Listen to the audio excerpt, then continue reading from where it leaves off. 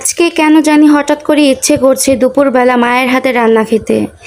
আর সবাই জানো যে আমার মায়ের বাসা আর আমার বাসা খুবই কাছাকাছি, তাই ছেলেকে পাঠিয়ে দিয়েছি মায়ের বাসায়। আর আমার মা কি করছে দেখো, আমার মা প্লেট ভরে সমস্ত কিছু সাজিয়ে দিল। আসলে কি জানো তো, বাবা মায়েরাই বুঝতে পারে দিন শেষে ছেলে মেয়েরা কি খেতে পছন্দ করে। ঠিক ছোটবেলার মুহূর্তগুলো আমার মনে পড়ে গেল। মা যাই রান্না করতো না কেন, ঠিক এইভাবে প্লেটে একটু একটু করে সব সাজিয়ে দিত, আর আমি টুক করে খেয়ে নিতাম। কি আর বলবো। তো যাই হোক, এইদিকে অনেক কথাই বললাম তোমাদের সাথে। আর এখানে ছেলে টিভি দেখতেছে, ছেলের পছন্দের কার্টুন। আর এইদিকে আমি ভাত নিয়ে বসছি, মানে মায়ের ভালোবাসা। এখানে ডালের বড়া ছিল, আর ছিল হচ্ছে শাক। এটা মাথা বা লেজা দিয়ে ভেঙে রান্না করছে। এটা আমার খুব একটা পছন্দের খাবার, আমার মাও কিন্তু ভীষণ পছন্দ করে। আর সাথে ছিল কই মাছ দিয়ে আলু দিয়ে চচ্চড়ি, কারণ এই তরকারিটা আমি খুব পছন্দ করি আর মাছটা আমার অনেক পছন্দর।